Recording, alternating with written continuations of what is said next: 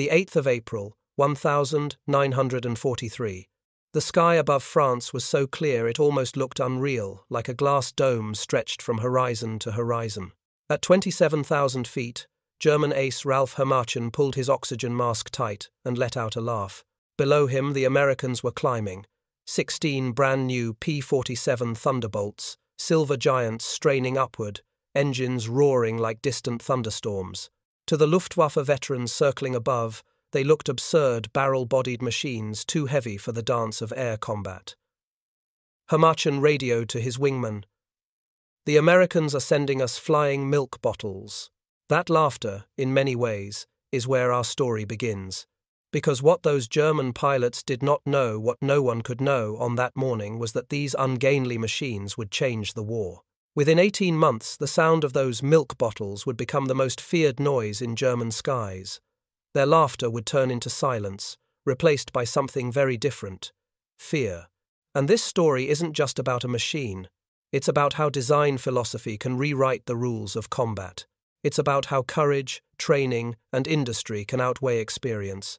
It's about a lesson we still carry today, that underestimating an opponent may be the most dangerous mistake of all. So let's go back to that moment in the spring of 1943 when American pilots, young and untested, faced veterans of 4 years of war. When the world's heaviest fighter entered combat against the world's most experienced air force, and when ridicule became revelation. Because from here, the Thunderbolt's journey begins. 1. The day of mockery, the 8th of April 1943.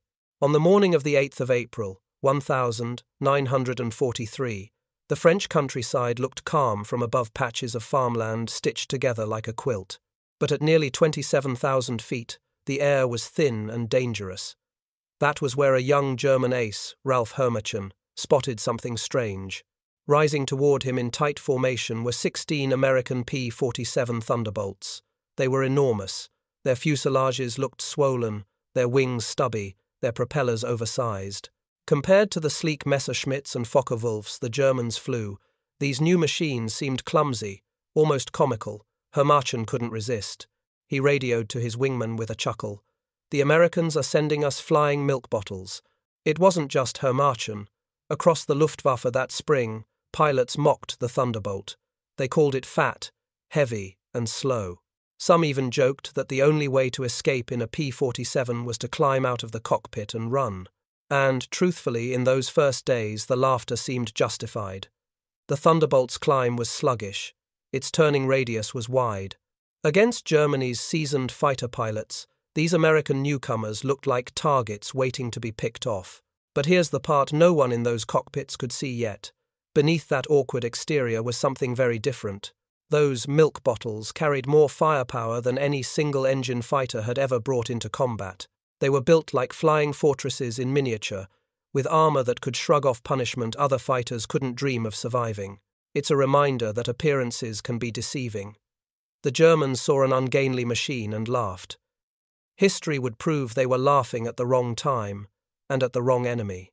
Because this was not just the debut of a new airplane, it was the opening chapter in a story about how industrial design, persistence, and adaptation can overturn even the most experienced opponent. And so, while the Germans mocked from above, the Americans below strained their engines and pressed forward into combat for the very first time.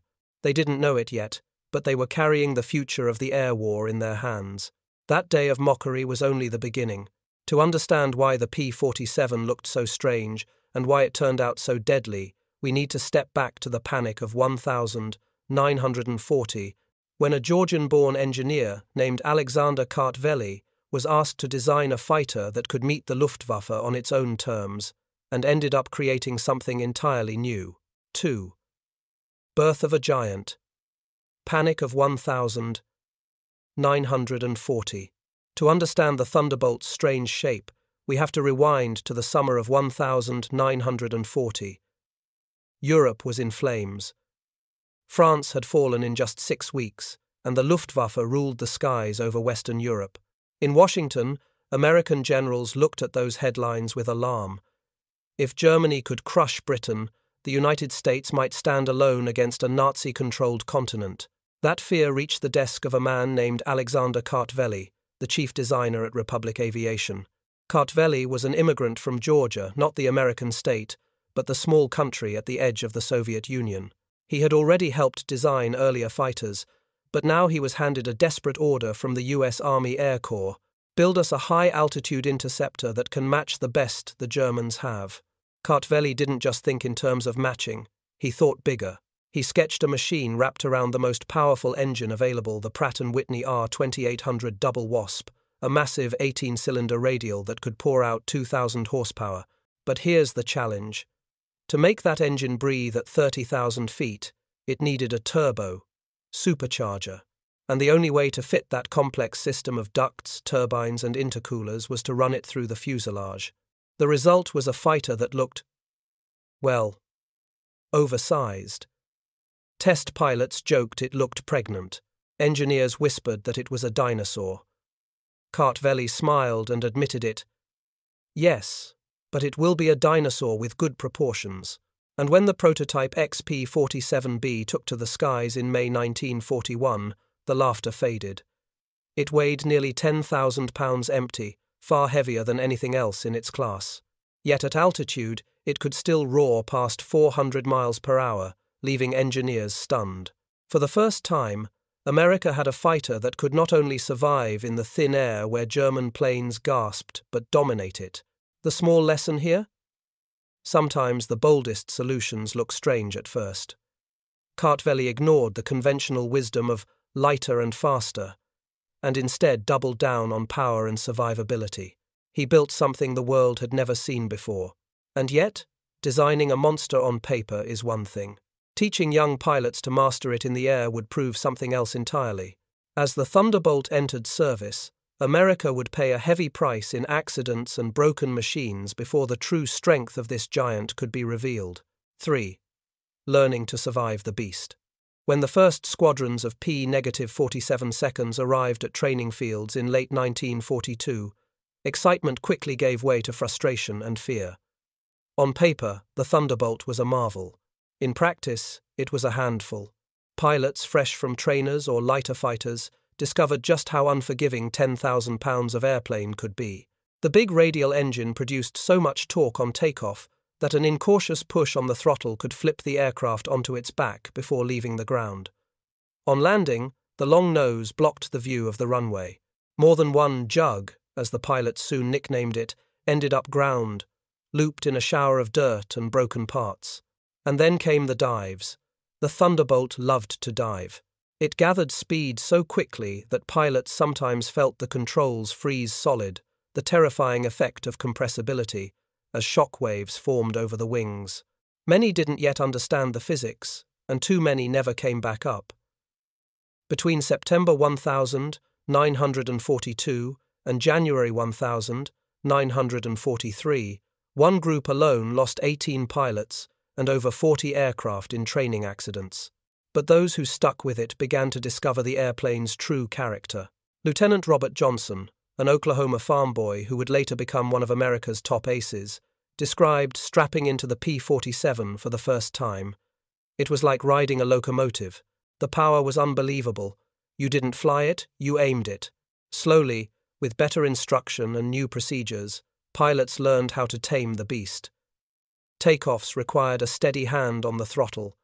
Landings demanded patience and precision, and dive recoveries. The solution was simple but life-saving: ease back gently. Let the speed bleed away, and trust the jug's rugged frame to carry you through. The small lesson here is one that every pilot came to understand. Raw power is useless without discipline. The Thunderbolt punished recklessness, but it rewarded those who respected its limits. And once these young men mastered the basics, they were ready for the next step, the crucible of combat. Because soon they would take this heavy, awkward fighter into the skies over Europe, where the Luftwaffe's veterans were waiting. 4. Baptism of fire. Early defeats in Europe. By the spring of 1943, the Thunderbolt was finally ready for war. In England, freshly arrived American pilots looked across the Channel toward occupied Europe, eager for their first taste of combat. Most had never fired a shot in anger. Many had trained on nimble aircraft like the Spitfire or the P-40. Now they climbed into this heavy machine that felt more like a bulldozer than a duelist. The Luftwaffe was waiting. These German pilots were not amateurs. They had fought since 1,939 inches Poland, France, Britain, and Russia. They knew every trick in the book, and when they saw the Thunderbolt, they thought they had found the easiest prey of all. And at first, they were right. The P-47 could not match the Messerschmitt Blythe 109 inches climb, nor could it outturn the Focke-Wulf 190. German pilots swooped down, forced turning fights, and tore through the formations.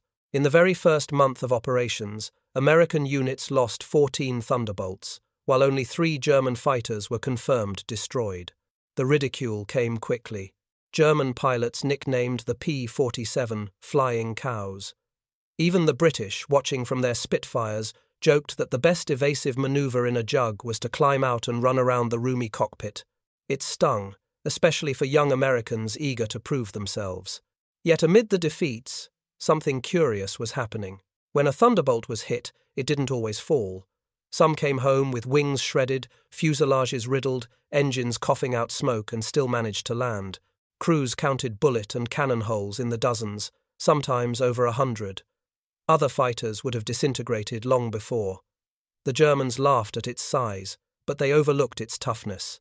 The lesson here is simple. Early failure doesn't mean final failure. The Americans were bloodied, but they were learning.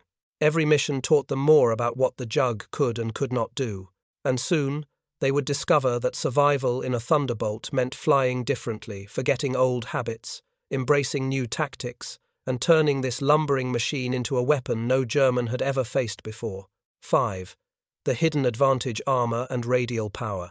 The Germans laughed at the Thunderbolt's size, but size came with a secret. Inside that bulky frame lay layers of protection no Messerschmitt or Focke-Wulf could match. The heart of the P-47 was its Pratt & Whitney R2800 radial engine. Unlike the sleek liquid-cooled engines used in German fighters, this radial had no fragile coolant lines. A single bullet in a radiator could bring down a Messerschmitt. A Thunderbolt? It could take hits straight through the cylinders and still keep turning. Pilots told stories of flying home on 7 or even 6 working cylinders, shaking violently, smoking badly, but alive. Then there was the armor. Behind the pilot's seat sat a thick steel plate. The windscreen was bulletproof glass. Around the engine, deflector plates shielded vital systems. One American ground crew chief once said, half-jokingly, "This thing's built like a safe with wings." Oh. Stories spread quickly through the squadrons. One jug returned with over 20 cannon holes and more than 100 machine gun strikes, yet landed safely. Another limped back across the channel with its control cables half-severed, wings shredded, and the pilot wounded but alive. Each time, the mechanics would shake their heads in disbelief, then patch the airplane up for another mission. This toughness carried a deeper lesson. Sometimes survival is its own kind of weapon. A pilot who knew he could take punishment fought with more confidence. And a machine that could bring its pilot home meant experience wasn't lost after a single mistake. The Germans could kill a plane, but not always the man inside it. And that man would fly again tomorrow. It was this hidden strength, armor, and resilience that gave American pilots the breathing space they needed to rethink how to fight. They were starting to realize that the jug wasn't meant to dance like a Spitfire or climb like a Messerschmitt. It was meant to hit like a hammer. And that realization would soon come to life in one extraordinary story of survival, the day Lieutenant Robert Johnson refused to fall from the sky. 6. Robert Johnson's Miracle Flight, June 1943. On the 26th of June, 1943, a young lieutenant named Robert S. Johnson found himself alone in the skies over France. He was flying at the back of a formation of P-47 seconds when the Germans struck fast, coordinated, merciless. Within seconds, Johnson's Thunderbolt was ripped apart. Cannon shells smashed into the fuselage, bullets tore through the cockpit, and hydraulic fluid sprayed across his instruments. Shrapnel cut his face and legs. He tried to bail out, only to discover the canopy jammed shut by a shell fragment. He was trapped in a dying airplane, thousands of feet above enemy territory. And yet, the jug refused to die.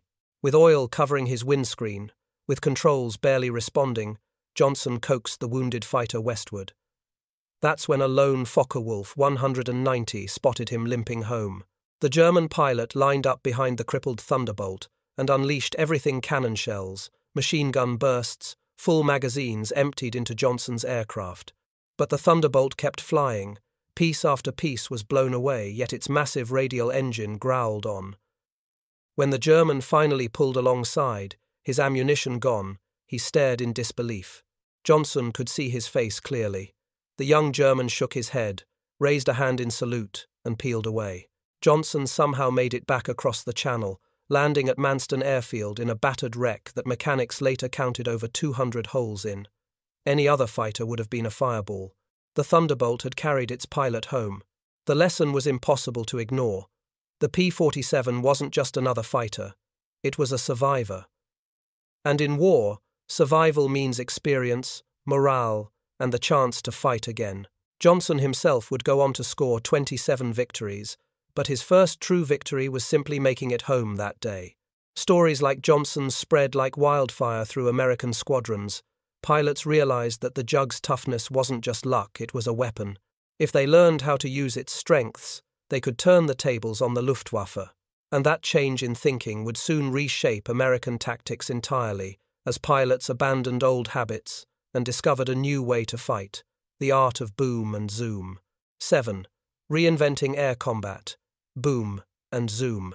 After months of bruising encounters, American pilots began to accept a hard truth. The Thunderbolt was never going to outturn a Messerschmitt or a Focke-Wulf. Dogfighting in the classic sense, spiraling tightly, wingtip to wingtip, was suicide in a Jug. But the P-47 had something the Germans could not match: weight, speed in a dive, and raw firepower. Out of those strengths grew a new style of fighting. Pilots called it boom and zoom. The idea was simple, but deadly effective. Thunderbolt squadrons would climb high 30,000 feet or more, far above German patrols. Then, at the right moment, they would roll over, dive steeply, and attack with blistering speed. In that dive, a Jug could reach 500 miles per hour, faster than any German fighter could follow. In just seconds, the American pilot had a gun solution, fired his 8.50 caliber machine guns in a storm of lead, and then zoomed back upward before the enemy could react. Captain Walker, Bud Mahurin, one of the first American aces in Europe, became a master of this style. He described it as almost like hunting from the clouds: dive, strike, and vanish before the prey knew what happened. German pilots complained that trying to fight a Thunderbolt head-on was like trying to swat a sledgehammer in mid-swing. The lesson was clear. You don't force a machine to fight against its weaknesses, you make the enemy fight against your strengths. The P-47 was not a duelist. It was a hammer from above. Once American pilots embraced that identity, the kill ratios began to change. And as they perfected these tactics, another hidden advantage of the Thunderbolt emerged: its 8 heavy machine guns. The firepower they unleashed would soon shock the Luftwaffe and earn the Jug a reputation as one of the deadliest killers in the sky. 8. Firepower unleashed. The wall of lead. When American pilots pulled the trigger in a Thunderbolt, the sky itself seemed to tear open. 8 Browning .50 caliber machine guns lined the wings, 4 on each side, spitting out a combined 6,000 rounds per minute. Each bullet was nearly half an inch wide, heavy enough to punch through armor, ignite fuel, or shear control cables. And each Jug carried 3,400 rounds, enough to fire in long bursts, not just quick snapshots like German cannon limited fighters. At convergence range, where the bullets crossed in a tight zone about 6 feet wide, the effect was devastating. German pilots said it felt like flying into a solid wall of lead. A Focke-Wulf caught in that storm didn't just go down, it often exploded, torn apart in midair. Captain Francis Gabi Gabreski, who would become America's top ace in Europe, once described hitting a Messerschmitt with all 8 guns. It didn't just fall, it disintegrated. The tail went one way, the wings another. The pilot never knew what hit him. This was the moment the Germans began to realize they weren't just fighting airplanes, they were facing industrial firepower in the sky. Their nimble dogfighters, armed with a few dozen cannon shells, suddenly seemed fragile against the Jug's relentless streams of heavy bullets. The small lesson here? Quantity has a quality of its own. One cannon shell might be powerful, but hundreds of 50 caliber rounds delivered in seconds could overwhelm anything. In the Thunderbolt, America's factories had placed machine guns on wings as if they were printing presses, churning out destruction round after round. And the true test of this firepower came during the great bomber raids of 1943, when the P-47 seconds faced swarms of German interceptors head-on, protecting the massive formations of B-17 seconds and B-24 seconds struggling toward the heart of Germany. 9. Turning point at Schweinfurt, Regensburg, August 1943. On the 17th of August, 1943, the U.S. Army Air Forces launched one of the boldest raids of the war. Hundreds of B-17 flying fortresses set out for two critical German targets, the ball-bearing factories of Schweinfurt and the Messerschmitt assembly lines at Regensburg. It was the deepest penetration into German airspace attempted up to that point. But those bombers weren't flying alone. Above them, formations of P-47 Thunderbolts climbed into the thin air, tasked with a dangerous mission: hold back the Luftwaffe long enough for the bombers to reach their targets. It didn't take long for the test to come. A formation of twin-engine Messerschmitt 110 seconds heavy fighters designed to shred bombers with cannon fire and rockets moved into position. They were the Luftwaffe's bomber destroyers, armed to the teeth and confident that nothing could stop them. Major David Schilling and his Thunderbolts rolled into their dives.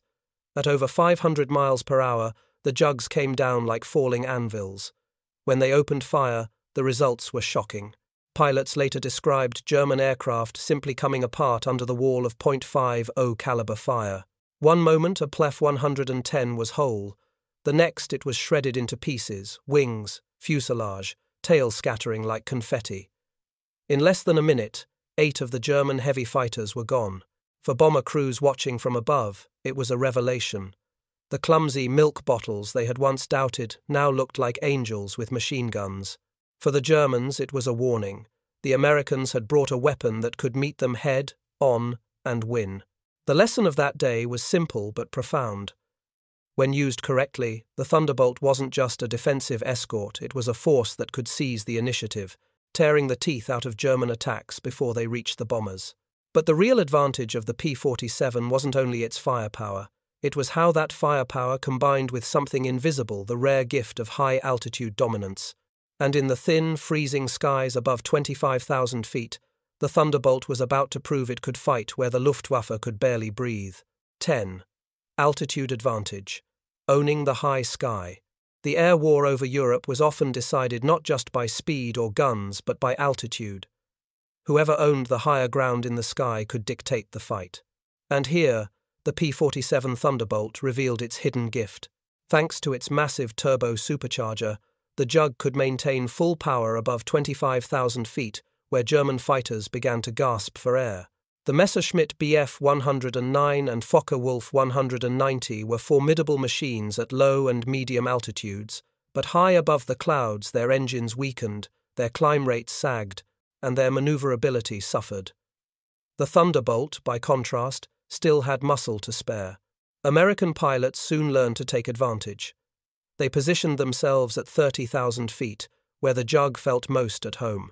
From that lofty perch, they had a choice: dive like thunderbolts to smash an enemy below, or climb back up to safety while the Luftwaffe struggled to follow. The cost to Germany was personal and painful.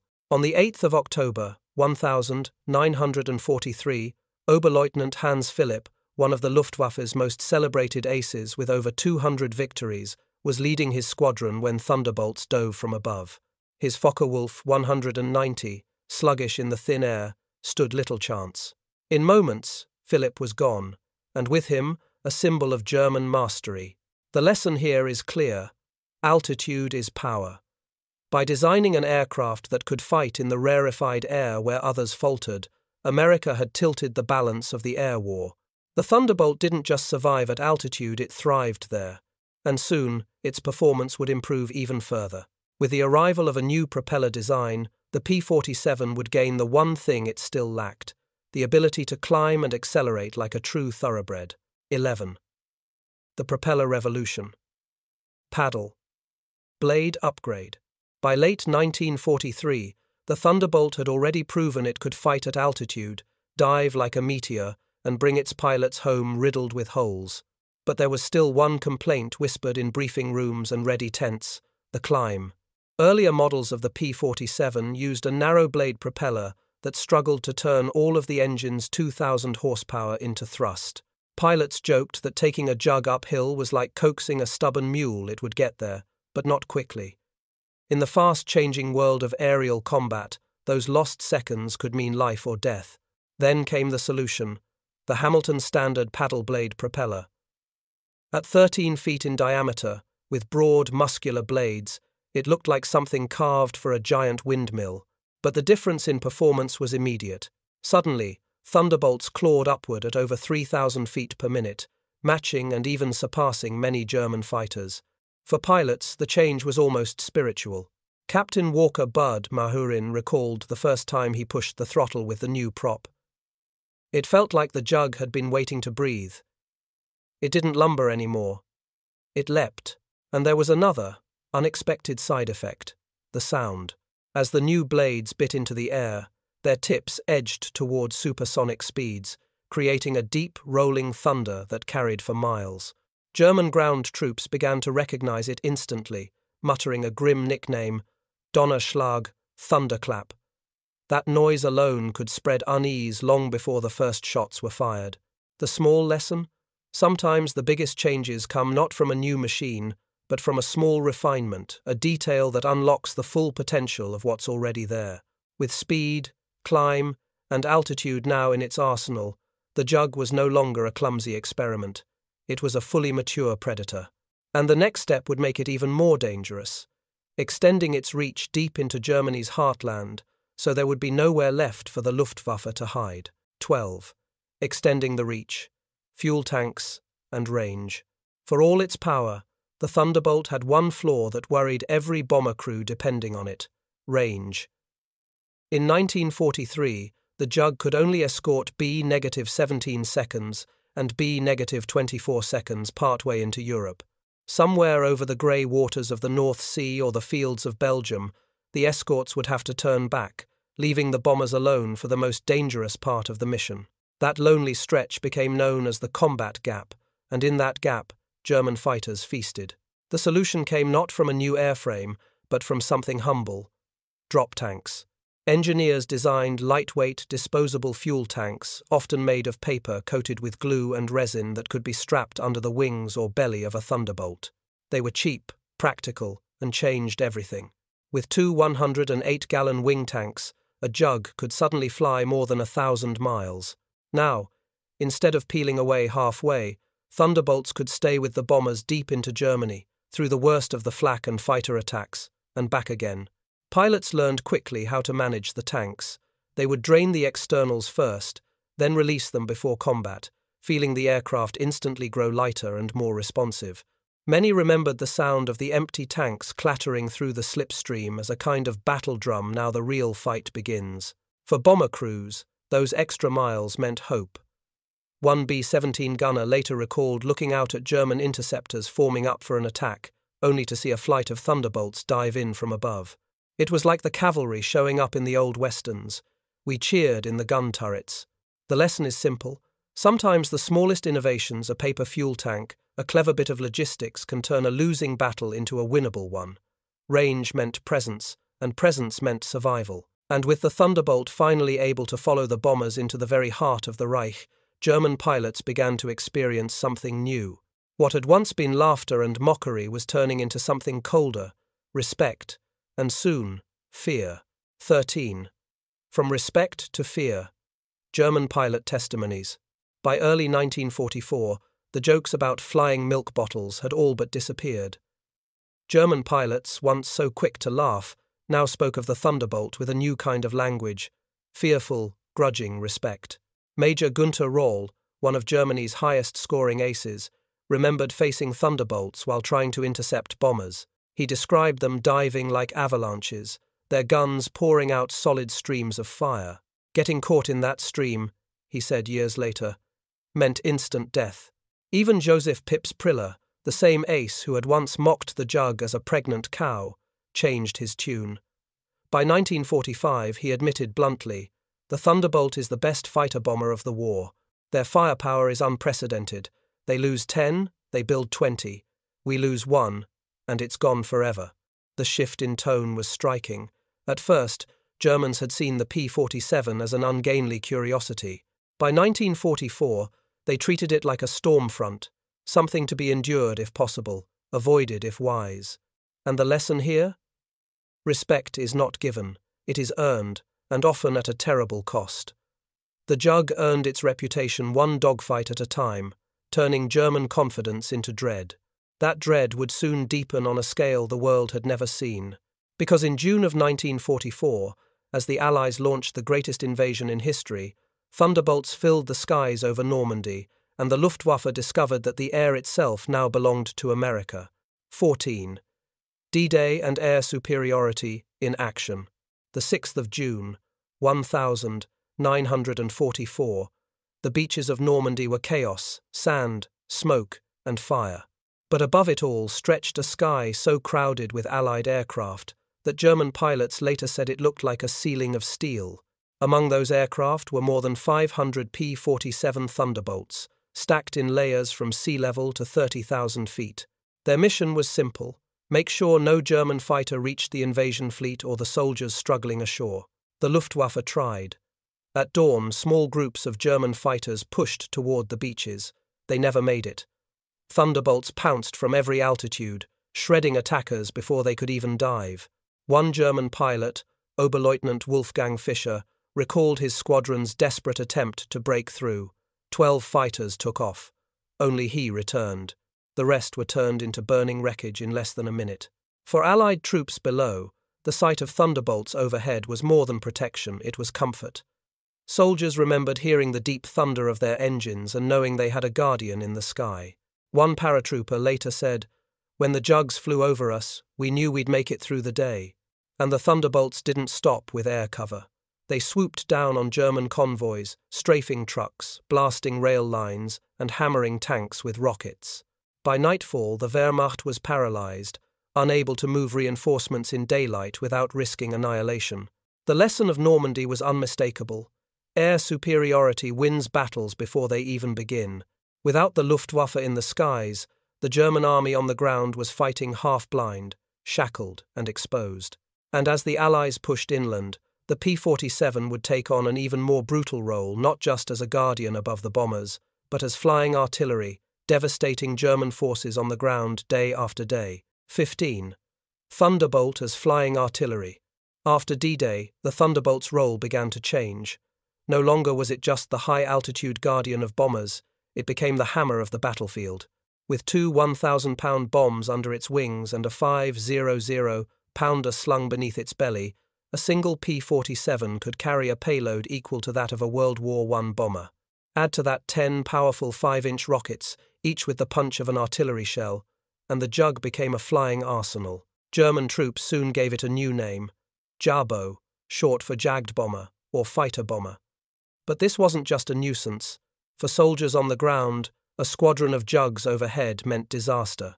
Major Hans von Luck, a German officer fighting in Normandy, remembered it vividly. They came in low, so low you could see the pilots' faces. Then the hammer of those heavy machine guns. A column of trucks simply ceased to exist. The psychological effect was devastating. And the statistics tell the story. In June 1944 alone, P-47 seconds destroyed hundreds of locomotives, thousands of trucks, and scores of tanks. Rail lines, convoys, and supply depots disappeared in fire and smoke. German units were forced to move only at night, crippled by fear of daylight skies. The lesson here is a sobering one. In modern war, firepower delivered from the air can paralyze an enemy without ever meeting him face to face. The Thunderbolt became not only a weapon of destruction, but also a weapon of fear, an ever-present shadow that broke the Wehrmacht's ability to maneuver. And while the Jug dominated over Europe, halfway around the world another chapter was unfolding. In the steaming jungles of the Pacific, the Thunderbolt would prove itself all over again against an entirely different kind of enemy. 16. The Pacific Front. A monster in the jungle. While Thunderbolts were thundering over France, another group of pilots discovered what the Jug could do in a very different war. In the Pacific, the challenges weren't snow and flak towers, it was distance, heat, and endless ocean. The 348th Fighter Group, flying out of New Guinea in 1943, was the first to take the P-47 into combat against Japan. At first, many doubted if such a heavy machine could compete against the agile Japanese Zero, but doubt ended quickly. Colonel Neil Kirby, the group's commander, showed what the Jug could do. On the 11th of October, 1943, he led just 4 Thunderbolts into battle against 40 Japanese aircraft. Using the Jug's speed and firepower, Kirby shot down 6 planes himself in a single mission, an action that earned him the Medal of Honor. Japanese pilots were stunned. They were used to American fighters that could be turned inside out with a tight maneuver. But the Thunderbolt didn't play that game.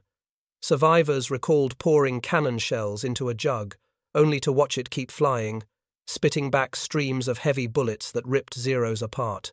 One Japanese ace later admitted, "We called them monsters, they could not be killed." And then came the P-47 Newtons, redesigned with bigger fuel tanks inside its wings. Suddenly, the Jug had the legs to escort B-29 bombers all the way to Japan, flights of over 2,000 miles. What had once been a short-ranged escort in Europe became a long-range warrior in the Pacific. The lesson here is universal. Adaptability wins wars. The same airplane that once seemed unsuited for Europe's skies became a giant in the Pacific, proving that strength and toughness could triumph against agility and surprise. But even as the Thunderbolt dominated piston-engine fighters across 2 oceans, a new challenge appeared on the horizon: sleek German jets, faster than anything the world had ever seen. And once again, the Jug would have to prove it could stand against the future. 17. Facing the future. P-47 versus jets. By late 1944, the skies over Europe echoed with a new and unsettling sound, the whine of jet engines. The German Messerschmitt Me 262, with a top speed over 500 miles per hour, seemed untouchable. Many Allied pilots feared that the age of the propeller was ending before their eyes. But the Thunderbolt wasn't ready to bow out. Pilots discovered that while the Me 262 was blindingly fast in level flight, it had weaknesses. It was sluggish to accelerate, and most vulnerable during takeoff and landing. And in a dive from high altitude, the Jug could reach astonishing speeds fast enough to intercept even a jet.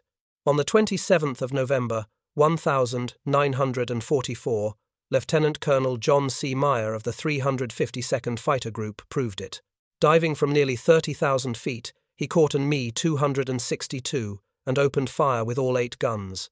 The German jet disintegrated in the air, leaving Meyer stunned at how quickly the Jug's wall of lead had erased this supposed wonder weapon. Other pilots followed. In early 1945, specially tuned P-47 meters models with water injection and boosted engines were introduced to chase jets and V-1 flying bombs. One pilot, Major George Bostwick, later explained it simply: "The jets are faster, but they can't turn, and they can't take punishment. One good burst, and they come apart like paper." No. The small lesson here? Technology alone doesn't guarantee victory. The Mi-26, the 2nd of May, have been futuristic, but the Thunderbolt showed that a rugged design, clever tactics, and overwhelming firepower could still prevail. And as 1945 opened, the Luftwaffe's last desperate gamble came not from jets but from sheer numbers, an all-out strike on Allied airfields known as Operation Bodenplatte. Once again, the Thunderbolt would prove that America's greatest strength wasn't just in the air, but in the factories and training fields back home. 18. Operation Bodenplatte. Industry versus desperation. New Year's Day, 1945. While much of the world celebrated, the Luftwaffe launched its last great gamble, Operation Bodenplatte. Nearly 900 German fighters swooped down on Allied airfields across Belgium and the Netherlands in a desperate attempt to cripple the American and British air forces on the ground. At first, it worked. At one field, WWII near Metz, German pilots caught rows of parked Thunderbolts by surprise. Explosions ripped through the airfield, destroying more than 20 P-47 seconds in minutes. A captured German pilot, watching the carnage, mocked his American captors. "What do you think of that?" Major George Brooking, the American commander on site, didn't flinch. He pointed to the smoking wrecks and replied, "By tomorrow we'll have 40 new ones. How long will it take you to replace your pilots?" That was the cruel truth. The Luftwaffe lost over 270 aircraft that day, and worse, more than 200 experienced pilots. The Americans lost 134 planes across all attacked fields, but replacements arrived within a week. The Jug's strength wasn't just in its steel and guns, it was in the assembly lines of Long Island and Indiana, where factories produced one Thunderbolt every hour. For Germany, each pilot lost was irreplaceable. For America, every plane destroyed could be replaced in days, and every new pilot arrived with hundreds of hours of training. The lesson of Bodenplatte is sobering. Wars are not won by single strikes, but by sustained strength. The Luftwaffe bet everything on one blow. The United States countered with the quiet, unstoppable rhythm of industry. And that rhythm, the endless flow of planes, fuel, ammunition, and trained men, was the heartbeat of victory. To understand just how overwhelming it was, we have to look at the numbers behind the Thunderbolt, the factories, the workers, and the sheer scale of America's arsenal of democracy. 19. Arsenal of democracy, mass production and training. The Thunderbolt's greatest weapon wasn't only its 8 machine guns or its massive engine. Its true power lay in something less glamorous but far more decisive: numbers. By the end of the war, 15,683 P-47 seconds had rolled out of American factories more than any other U.S. fighter. At Farmingdale, Long Island, Republic Aviation produced a Jug every hour, 24 hours a day. In Evansville, Indiana, a brand new factory built on former farmland was turning out 500 aircraft a month by 1944. Each airplane required 65,000 individual parts, 8 miles of wiring, and an engine with more than 2,400 precision components. And yet, thanks to American industry, these complex machines flowed steadily to the front. Many of the workers were women who had never touched an airplane before the war. They wore bandanas and overalls, learned on the job, and built fighters that outperformed anything Germany could sustain. The story didn't end at the factory gates. Just as vital was the training pipeline. By 1944, the United States was graduating 30,000 pilots a year. Each Thunderbolt pilot logged at least 400 flight hours before combat, including extensive gunnery, formation, and instrument training. German replacements, by contrast, often entered battle with fewer than 100 total hours. Lieutenant Eugene Roberts, who arrived in England late in 1944, remembered it well. "I had over 400 hours, 75 of them in the P-47. My first mission, I knew exactly what to do. The German I faced couldn't have had half my experience. It wasn't a fair fight." The lesson is powerful. Victory is not built only in the skies, it's built in classrooms, on factory floors, and in the steady rhythm of ships carrying supplies across oceans. The Thunderbolt was more than a fighter. It was a symbol of what happens when a nation commits its full strength to a cause. And for the Luftwaffe, that strength was overwhelming. By 1945, German pilots no longer mocked the Jug. They feared it, they respected it, and in many cases, they didn't survive it. Which brings us to the final chapter of this story, the legacy of the Thunderbolt, from laughter to reverence. 20. Legacy of the Jug, from ridicule to reverence. In April 1943, German aces laughed at the sight of the Thunderbolt. By May 1945, there were no German aces left to laugh. The P-47 entered combat as a punchline, a fighter too heavy, too ungainly, too strange, but it ended the war as a legend. It destroyed more than 7,000 enemy aircraft, crippled the Wehrmacht's transport network, and terrorized ground troops from Normandy to the Rhine. In the Pacific, it humbled Japanese aces who had once believed their nimble Zeros would always rule the skies.